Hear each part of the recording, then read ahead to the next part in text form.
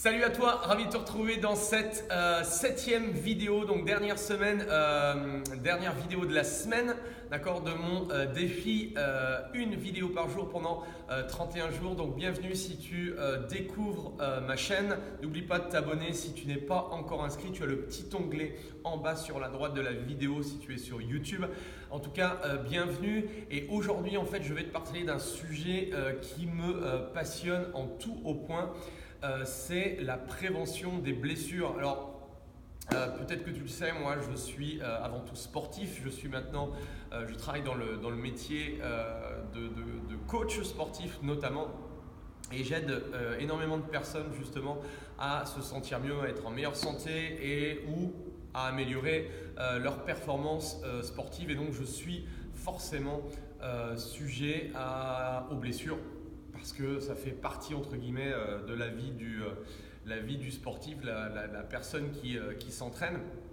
Mais mon objectif à moi en tant qu'entraîneur, en tant que coach, c'est justement de prévenir les blessures.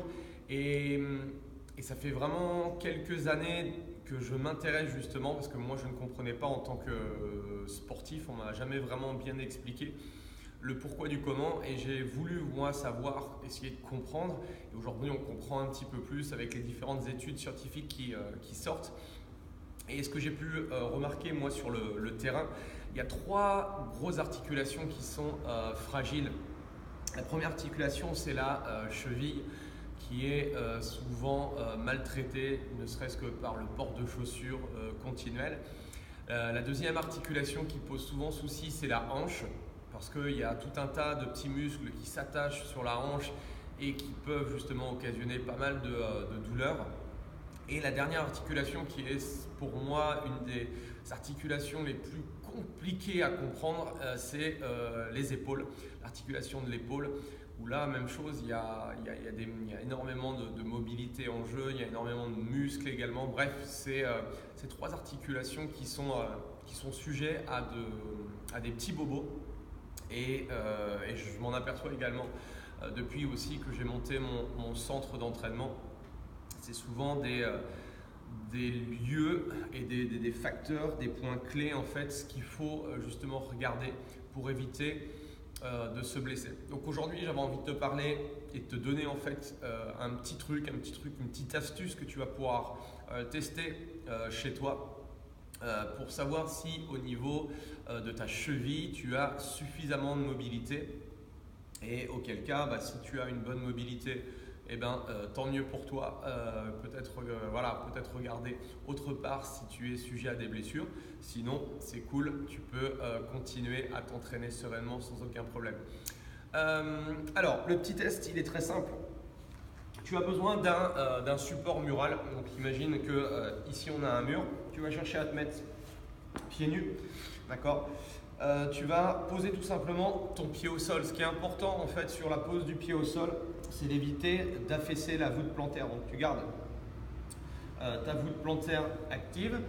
Et au niveau de la distance entre le mur et ton gros orteil, tu vas chercher à serrer ton poing, à lever le pouce, d'accord. Et en fait, tu vas coller ton pouce contre le mur et tu vas amener ton gros orteil au niveau de ton poing, ici. Donc là, je suis placé, je suis en position du chevalier, d'accord, le genou, la jambe de derrière posée au sol. On garde le genou dans l'axe du milieu des orteils, ok. Et là, dans cette position, tu vas chercher ton objectif, ça va être d'amener ton genou en direction du mur. Donc, tu vas chercher à avancer. Ce qui est important, quelques points clés, même chose, je ne veux pas que ton genou rentre vers l'intérieur, ni que tu affaisses, même chose, la voûte plantaire quand tu amènes le genou vers l'avant. Je ne veux pas que ton talon décolle. À la moindre douleur également, tu arrêtes le petit test, ok, tout simplement. Et donc là, l'idée, c'est d'aller chercher. Donc, si tu gardes ton talon posé au sol avec un alignement genou avec les orteils et que tu arrives à toucher ton genou contre le mur, eh bien, c'est validé. Au contraire, s'il te manque un petit peu de distance, eh bien, c'est signe qu'il va falloir peut-être justement améliorer cette mobilité de cheville, et on verra effectivement à travers les autres vidéos que je vais faire, comment tu vas pouvoir justement essayer de corriger ces petites choses-là. Donc forcément, tu le testes à droite et tu fais la même chose côté gauche. Tu peux prendre en fait en termes de centimètres la distance entre le genou et le mur à droite et même chose à gauche pour voir s'il y a un gros différentiel. Et en tout cas, ça pourra déjà te donner entre guillemets une petite indication par rapport à de probables futures entre guillemets blessures, ou si tu n'arrives pas par exemple à faire des mouvements avec une barre ou un objet au-dessus de la tête, peut-être que ça peut occasionner ce genre de choses.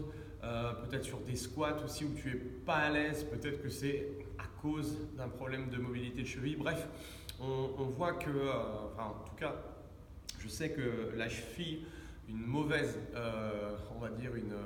mobilité de cheville peut occasionner des mauvais mouvements, et donc des mouvements que l'on répète incessamment et qui sont pas bien exécutés vont forcément à un moment donné engendrer une douleur et une blessure. Donc voilà, c'était la petite chose que je voulais t'apporter aujourd'hui par rapport à ça.